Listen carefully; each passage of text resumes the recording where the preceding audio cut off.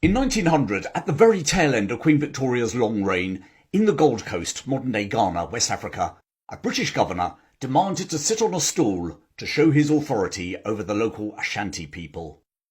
But the problem was that this was no ordinary stool. Inlaid with gold, it was not merely a political throne, but a sacred symbol too.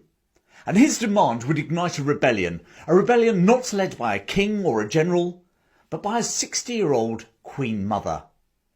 This is the story of the War of the Golden Stool. The war, fought in 1900, was the fifth and final conflict between the West African kingdom of the Ashanti and the British Empire. And whilst British redcoats fighting in the jungle might spring to mind, most of the British troops in this war, apart from the officers and NCOs, were actually local Africans from Britain's neighbouring colonies. The Kingdom of the Ashanti in modern-day Ghana was actually a sophisticated confederation of tribes, established in the early 18th century by their first king, Osei Tutu. He developed a highly disciplined army that became the scourge of his neighbours, and the Ashanti became the dominant power in that part of West Africa. Early on in his reign, during a gathering, the high priest called down the golden stool from heaven. Supposedly, the stool landed, gently, in the king's lap, confirming his authority as leader of the confederation. As its name suggests, it was inlaid with gold. But it wasn't the precious metal that made it worth fighting a war over. Stools in Ashanti culture were a symbolic right to lead. But the golden stool was more than that.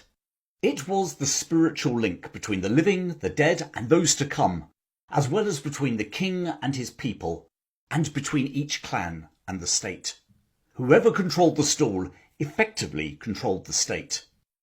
The British presence on the Gold Coast of West Africa had originally been confined to a series of forts on the coast, from where they had transported slaves across the Atlantic. And many of those slaves were supplied from prisoners captured in their wars by the Ashanti. The first clash between the two sides came in the 1820s, when the Ashanti tried to extend their control all the way to the coast, including those forts. That very first war had ended in Ashanti triumph, with the British governor, Sir Charles McCarthy, killed, and his head taken to the Ashanti capital of Kumasi, where his skull became part of a gold-rimmed drinking cup. Before I go on, I just want to thank HelloFresh for sponsoring today's show. Now, I recently discovered them, well actually Sarah did, so credit where it's due, and it's been a real game changer, enabling me to eat healthy meals whilst cracking on with producing my history shows. I love the fact that my meals are delivered to my door and include all the ingredients I need, so no mad rushes down to the supermarket. And because they send just the amount you need, no wastage either. Each meal comes with a recipe card and is contained in its own bag. And you can choose how many meals you want each week and for how many people, so real flexibility. And that flexibility also allows you to pause for holidays and to cancel whenever you want. Click on the link appearing now or in the description and use the exclusive code THC50 to get 50% off your first box, along with a 20% discount on the following 2 months, plus free desserts for life. Or you can scan the QR code. And now, back to the story. 40 years of peace came to an end in 1863, when the Ashanti again crossed the Pra River, which acted as the border with the British colony of the Gold Coast. However, the war then ended in stalemate, with both sides losing more men to disease than to fighting. The Third Anglo-Ashanti War, which began in 1873, saw British General Sir Garnet Wolseley march all the way to Kumasi, winning several battles en route, before ransacking and burning a large part of the capital.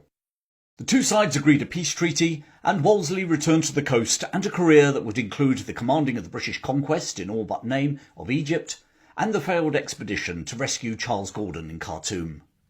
The Ashanti, having agreed to pay reparations of 50,000 ounces of pure gold, continued to live outside the British Empire. However, the Confederation could not escape the growing European scramble for Africa, and it wasn't just the British who were eyeing up their lands. To the west, the French were closing in on their borders as they expanded their colony in the Ivory Coast. At the same time, to their east, the Germans had established the colony of Togoland. If that worried the Ashanti, it certainly worried the British. Not only did they consider the Ashanti, after 3 wars, as sort of part of their sphere of influence, but they also wanted to prevent their European rivals getting their hands on the Ashanti's palm oil and mineral resources. Following a series of civil wars between rival claimants to the throne, Prembe I was finally crowned King of the Ashanti in 1888. For the next 8 years, he played a diplomatic game trying to ward off the Europeans, in particular the British, who wished to establish a protectorate over his kingdom. Now, I don't want to get into the history or the finer points of protectorates, but at a top line, they were a popular tool for Europeans to extend their control during the late 19th and early 20th centuries, not just in Africa, but in Asia too. Fundamentally, the European power would offer to protect a weaker state in exchange for control over their external and indeed some internal affairs. Normally they placed a diplomat in the capital who wielded considerable influence and indeed power over the local ruler. So, whilst nominally independent, a